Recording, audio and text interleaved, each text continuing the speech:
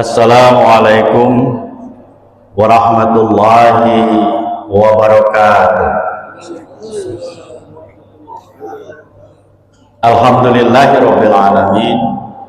Wassalatu wassalamu ala asrafil anbiya'i wal mursalin wa ala alihi wa sahbihi ajma'in. Amma ba'd. Qala Allah Ta'ala fil Qur'anil Karim, a'udzu billahi minasyaitonir rajim. Bismillahirrahmanirrahim. Wa wassa biha Ibrahim banihi wa Yaqub, ya baniya innallaha astafa lakumuddina fala tamutunna illa wa antum muslimun. Shadaqallahul azim. Jamaah Masjid Darul Arqam yang dimuliakan Allah, bersyukur kita kehadirat Allah Subhanahu wa Ta'ala pada pagi subuh ini kita bisa melaksanakan sholat subuh berjamaah. Salawat dan salam mari senantiasa kita curahkan kepada junjungan kita Nabi besar Muhammad Sallallahu Alaihi Wasallam. Bapak Ibu sekalian, dalam kesempatan ini saya ingin menyampaikan ataupun berbagi tentang fenomena generasi Z atau yang sering disebut dengan generasi strawberry atau generasi masa sekarang. Kenapa? Karena tantangan guru dan orang tua dalam mendidik anak generasi Z ini benar-benar harus dilakukan dengan sungguh-sungguh agar kita tidak kehilangan generasi yang kita harapkan menjadi generasi unggul. Sebagaimana ayat yang tadi saya bacakan Bapak Ibu sekalian dalam surat Al-Baqarah ayat 132 yang artinya bahwa dan Ibrahim mewasiatkan kepada anak-anaknya, demikian pula Yakub, wahai anak-anakku, sesungguhnya Allah telah memilih agama ini untukmu, maka janganlah kamu mati kecuali dalam keadaan Islam atau dalam keadaan Muslim. Bapak Ibu sekalian, generasi saat ini kenapa sering disebut sebagai generasi strawberry? Karena di satu sisi mereka memiliki kemampuan yang luar biasa khususnya dalam bidang teknologi dan informasi. Karena kehidupan mereka saat ini semua tergantung kepada teknologi. Bapak Ibu bisa lihat bagi yang punya anak kecil ataupun punya cucu, ketika anaknya diberikan gadget tanpa harus diajari, tanpa harus dibimbing, sudah langsung paham. Kita yang membelikan, yang memberikan belum tentu paham. Nah, ini membuktikan kalau mereka itu luar biasa. Tetapi di sini persoalannya, ketika kita tidak memberikan bekal yang memadai, bekal dalam artian pembimbingan, bekal dalam arti agama, maka bisa saja menjadi sesuatu yang membuat mereka jauh dari ajaran Islam.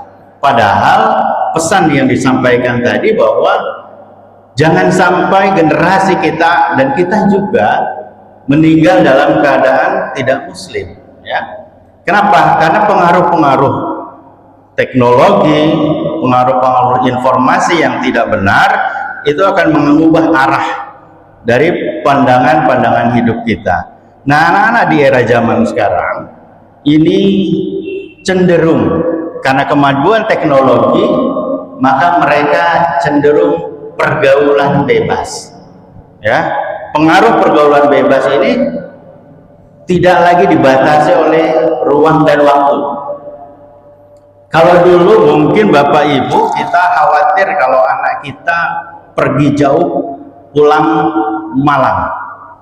Tapi hari ini walaupun anak-anak Bapak Ibu dekat ada di rumah, tetapi ada di kamar menyendiri, bisa jadi itu lebih parah. Kenapa? Karena komunikasi mereka dengan orang luar, ya, bahkan dengan orang luar negeri dan orang dimanapun, itu bisa terjadi. Ya, maka ini harus menjadi perhatian kita. Jadi jangan sampai mereka tersesat karena teknologinya. Kemudian yang berikutnya adalah anak-anak kita atau anak-anak generasi stroberi ini rentan terhadap tekanan dan ketidakmampuan mereka terhadap tekanan.